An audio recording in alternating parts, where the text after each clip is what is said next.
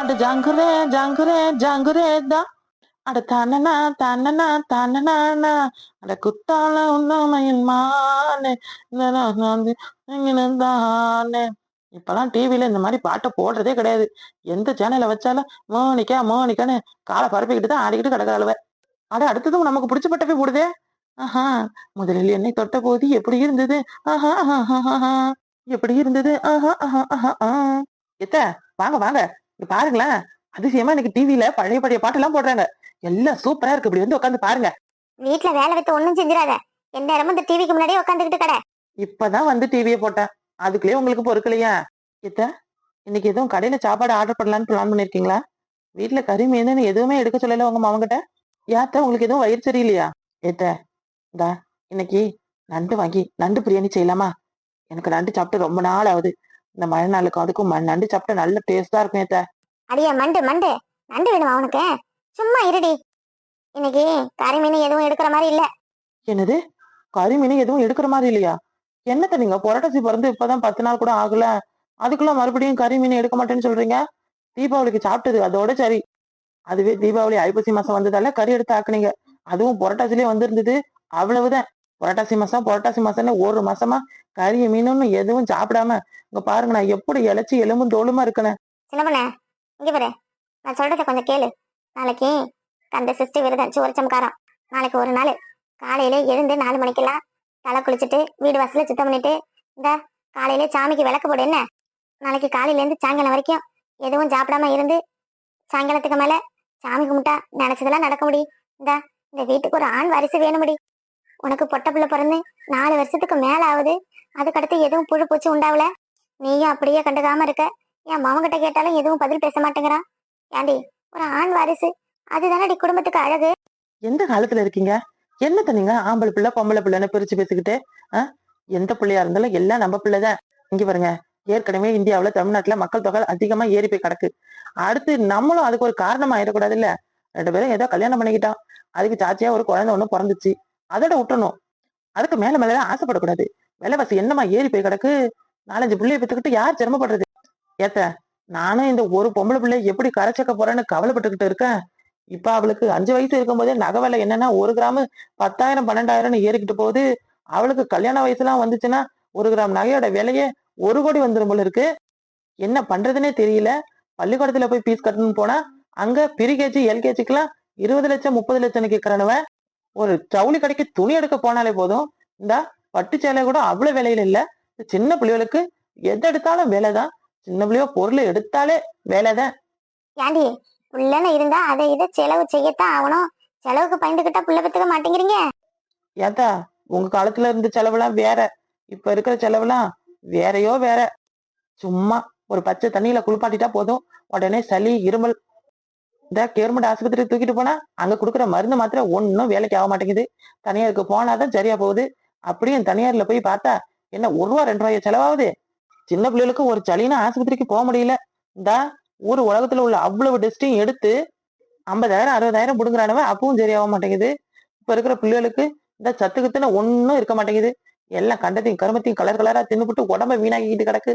இப்படி எல்லாம் இருக்கிறதுக்கு அந்த பிள்ளை பிறக்காமலே போயிடலாம். ஆம்பளை பிள்ளை வேணும், அந்த பிள்ளை வேணும், இந்த பிள்ளைன்னு வேணும்னு எதுவும் சும்மா இது பண்ணிட்டு இருக்காம அமைதியா இருங்க சத்த. இந்த காலத்துல எல்லாம் எந்த ஆம்பளை பிள்ளை எத்த ஆத்தா அப்பனை பாத்துக்குது? பொட்டை பிள்ளையாச்சும் நாளைக்கு ஏதோ நம்ம படுத்துக்கிட்டா கொஞ்சம் வெண்ணு தண்ணியை கொடுத்து நம்மள எதுவும் செத்து போட்டா தூக்கி போடும்.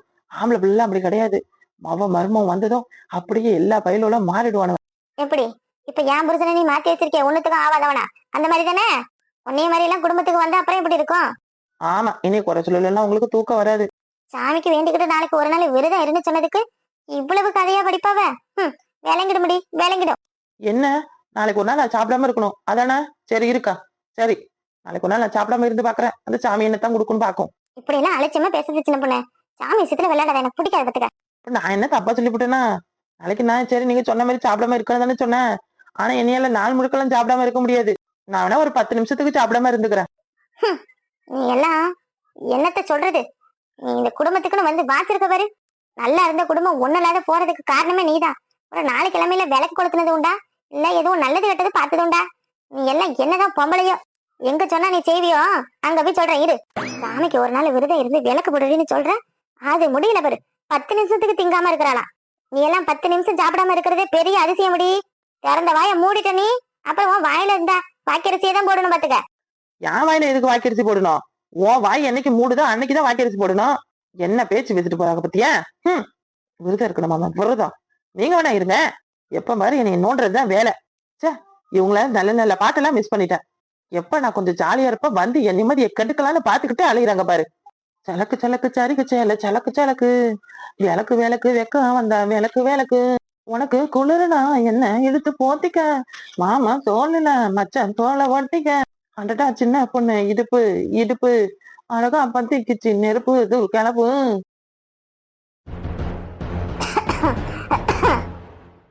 தங்கம், ஒரு சொம்பு வெந்நீர் எடுத்துட்டு வா. அடையே தங்கம், என்ன வேணும்? இலே இலை சின்னவன எங்க போச்சோன்னு தெரியல. ஒன்னத்தையும் ஆளை காணும்.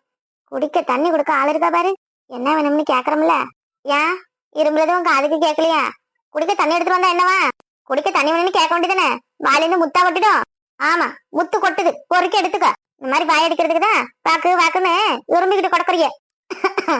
சரி குத்தம்மா அவளை. மாத்திரை மட்டும் வாங்குறது மாசம் மாசம் 2000க்கு 3000க்கு. அத ஒரு நாள் அது போட்ட பாடு உண்டா பாரு. ஒரு நாள் மாத்திரை வாங்க தவறிட்டாலும் பொண்டாட்டிக்கு அதை வாங்கி கொடுக்குறேன் இதை வாங்கி கொடுக்குறேன், நம்மளுக்கு மருந்து மாத்த வாங்கி தர மாட்டேங்கிறேன்னு அவ்வளவு பேச்சு அந்த மனுஷனை பேசுறது.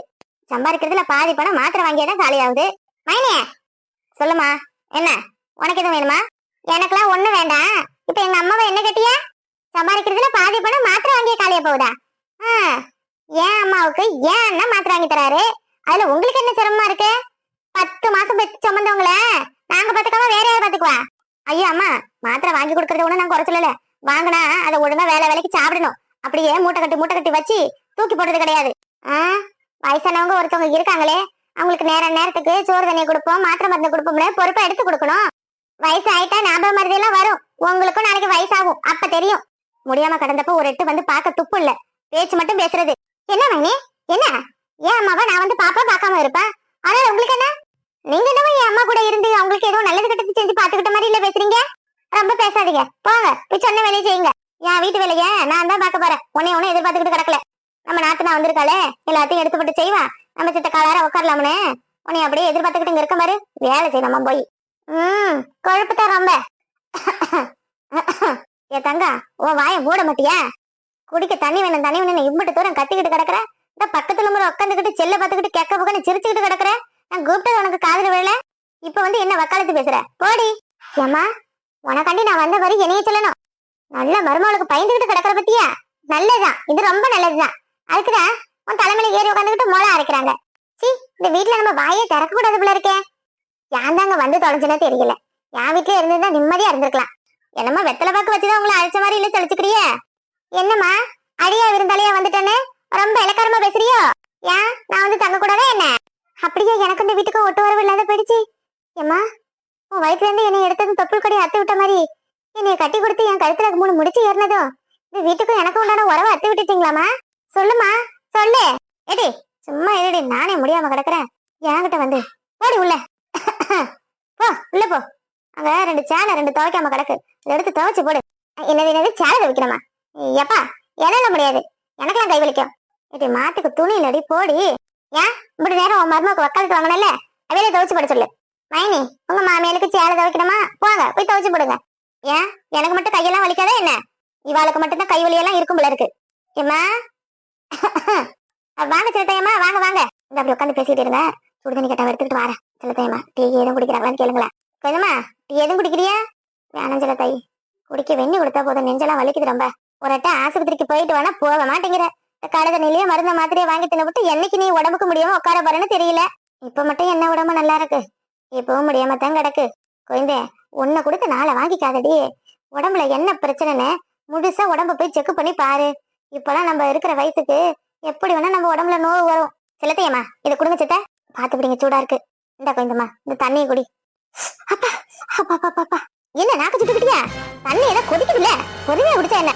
நல்லதாயே, தண்ணி சூடா இருக்குன்னு சொல்றது இல்ல, நல்ல நாக்க சுட்டுடுச்சு. சே, இவ்வில தண்ணி கட்டதுக்கு நம்மளா போய் குடிச்சிருக்கலாம். தண்ணி ஆவி பறக்கிறது உன் கண்ணுக்கு தெரிஞ்சது, வாங்கி அப்படியே லபக்குன்னு வாயில ஊத்துனா சுடதான் செய்யும்.